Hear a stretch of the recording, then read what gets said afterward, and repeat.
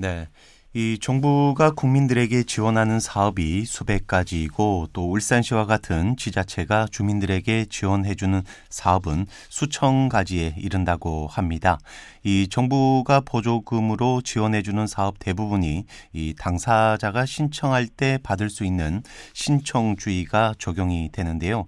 이런 관련 사업을 알지 못하면 신청하지 못하고 또 신청하지 않으면 지원을 받을 수 없는 것이 현실입니다. 그래서 오늘은 이 국민들이 한 곳에서 보조금 사업을 확인하고 신청할 수 있는 보조금 24 서비스에 대해서 알아보도록 하겠습니다.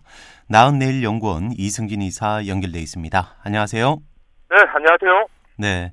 이 요즘에 뭐 뉴스에도 많이 나오던데 보조금 24 서비스 이게 뭐 어떤 겁니까? 네, 이 보조금 24 서비스는요, 이 아동수당이나 가정양육수당, 또 에너지 바우처처럼 이 국가 보조금을 한 곳에서 확인하고 신청까지 할 수 있는 그런 이제 서비스를 이제 시행하는 곳인데요. 15세 이상 모든 국민들은 보조금 24에 가입해서 정부와 또 지방자치단체 그리고 공공기관이 제공하는 보조금 사업을 확인할 수 있는 그런 서비스입니다. 네. 자, 그렇다면 이 보조금 24라는 홈페이지가 뭐 따로 있겠네요? 근데 이 보조금 24는 그 행정 서비스 통합 포털이라고 하죠. 이 정부 24 잘 알고 계실 텐데요. 네. 이 정부 24를 통해서 305종의 국가 보조금 내역을 찾아 알려주는 시스템입니다. 정부에서 개인이나 집집마다 제공하는 각종 이 공적급여를 확인하기 위해 행정기관이나 부처별 홈페이지를 방문하지 않아도 이 정부 24에서 받을 수 있는 것을 쉽게 확인할 수 있는 체계인데요. 이 행정안전부가 올해 초부터 2달간 시범 운영을 거치고 4월 말에 보조금 24를 정식 개통을 했는데요. 시범 운영 기간에 이용 실적이 32,048건에 이르렀고 그중 정부 24를 통한 온라인 이용이 91%에 이르렀습니다. 네. 자, 그럼 이 보조금 24를 활용하기 위해서는 먼저 회원 가입부터 해야 되겠군요. 네, 그렇습니다. 이 보조금 24를 제대로 활용하려면 이 본인 이름으로 회원 가입을 해야 하는데요. 이 컴퓨터에서 정부 24에 접속하거나 또 휴대폰, 그 모바일 폰으로 정부 24 앱을 이용해서 보조금 24 서비스를 확인할 수가 있고요. 그런데 이 보조금 24는 이 정부 24 회원을 대상으로 서비스를 제공하기 때문에 정부 24 회원으로 가입을 하고 로그인을 한 뒤에 보조금 24 이용에 대해서 동의만 하시면 이용할 수가 있습니다. 그 요즘은 정부 24 홈페이지에서 각종 공공문서들을 많이 발급받으시는 분들이 계신데 회원 가입을 안 하신 분들은 정부 24에 가입을 하시고요. 또 보조금 24를 이용하시면 그동안 내가 몰랐던 지원 사업들을 확인할 수 있을 것 같습니다. 네.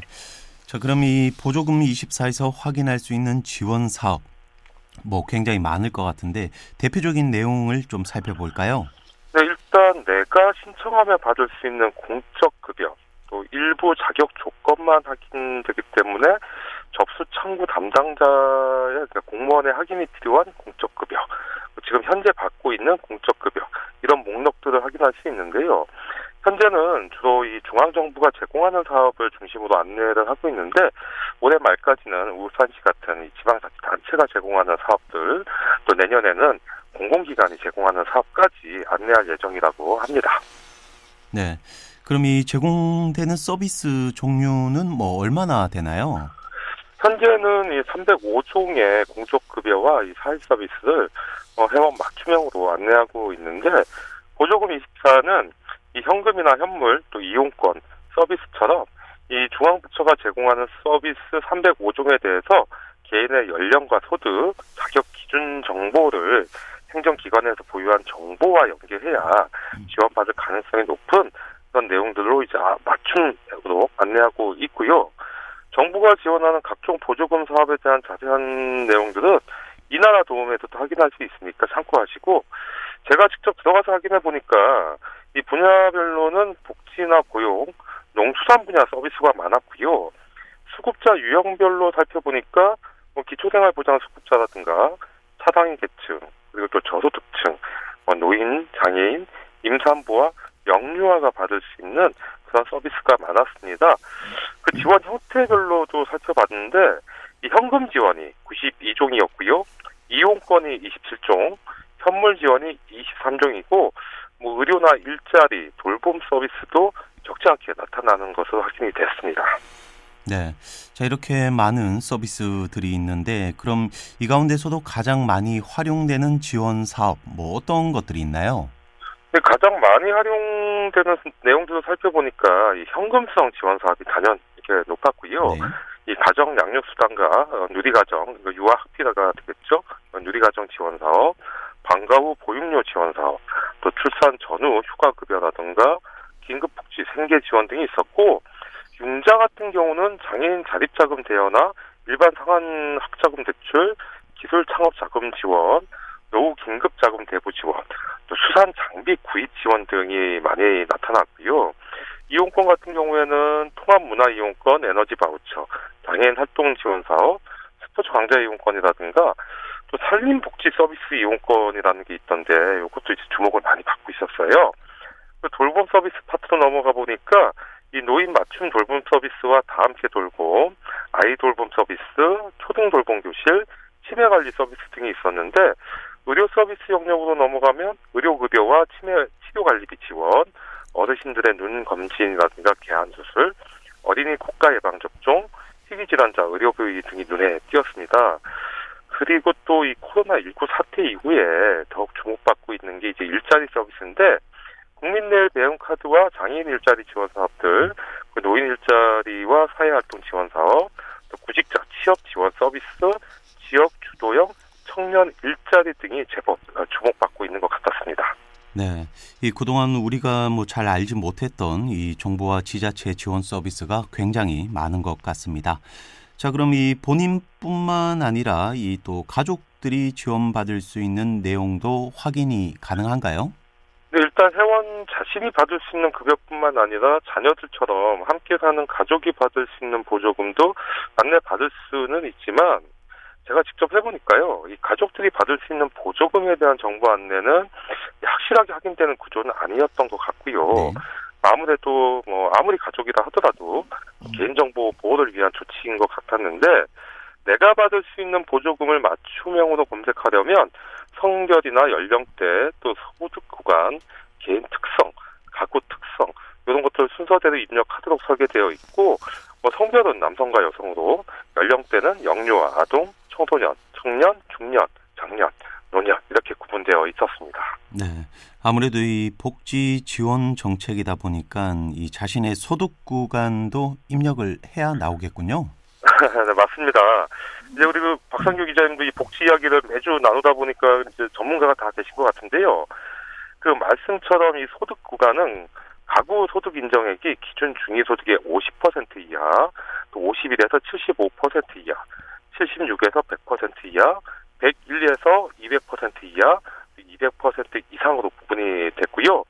이외에도 개인 특성을 입력하는 난도 있었는데 임신, 출산, 장애인, 보훈 대상자, 농업인이라든가 어업인, 축산업인, 임업인, 초중고학생, 대학원생, 또 해당 사항 없음 이렇게 구분되어 있었고 가구 특성도 살펴보니까 다문화와 북한 이탈 주민, 한부모라든가 조성가구, 1인 가구, 또 환자, 또 직장인, 구직자거나 또 실업자인 분들로 구분되어 있는데 가구 특성을 제외한 모든 사항은 해당 범주 내에서 이제 하나만 선택하도록 설계되어 있더라고요. 네. 자, 그러면 이 한 집에 직장인과 주부, 노인, 장애인 이렇게 여럿이 함께 산다면 이 각 가구원들을 위한 그런 맞춤형 보조금 사업을 확인하기가 어렵겠군요. 네, 그 부분이 좀 아쉬웠는데요. 그래서 그 내용들은 좀 더 개선이 필요해 보입니다. 네. 그럼 이 가입 연령대는 어떻게 되나요? 근데 보조금 24는 일단 15세 이상이면 누구나 가입할 수 있고요. 가입한 사람만 컴퓨터나 스마트폰으로 검색하고 신청할 수 있는데 14세 미만 자녀에 한해서 받을 수 있는 보조금 사업은 부모님이나 보호자에게 안내하도록 되어 있었고 올해 말에는 주민등록상 같은 세대에 거주하는 가족이 이용 동의를 하면 가족이 받을 수 있는 것까지 안내할 예정이라고 하니까요. 지금보다는 조금 더 편리해질 것 같습니다. 네. 그러니까 결국은 뭐 신청 주의에 따르기 때문에 이 당사자가 신청을 해야 되겠군요. 네, 그렇습니다. 보조금 이습사는 이 개인의 회원 정보를 토대로 해서 여러 행정기관이 보유한 주민등록 정보라든가 소득 정보, 또 기초생활보장 수급자라든가 차상위처럼 이 가구의 특성, 또 장애인, 농업인, 유공자처럼 이 개인 자격 정보와 서비스 수급 여부를 확인해서 대상자 조건이 모두 일치하는 경우에는 신청하세요로 연결이 되고요. 또 일부 조건만 확인되는 경우에는 확인하세요로 안내가 됩니다. 네. 그럼 이런 신청을 하라거나 확인하라고 안내하는 그런 지원 사업 정보들의 그런 숫자도 확인이 됩니까? 네, 현재 한 50여 종의 자격 정보에서 신청하세요와 확인하세요로 안내하고 있는 것 같았고요. 서비스 수급 여부는 64종으로 받고 있어요. 이렇게 또 정보를 제공하고 있었어요. 근데 하지만 이 정부가 보유한 공공정보를 모두 연계한 것은 아니고 각종 급여는 또 담당 기관이 확인해서 제공하거나 또 서비스의 총량이 제한된 경우가 많기 때문에 안내한 결과와 실제로 받을 수 있는 것은 다소 차이가 있을 것 같아요. 좀 더 자세한 사항은 가까운 읍면동 행정복지센터에 가셔서 확인을 하셔야 될 것 같습니다. 네. 그래도 보조금 24를 통해서 뭐 기본적인 정보는 알 수 있으니까 예전처럼 좀 막막한 느낌은 없을 것 같네요.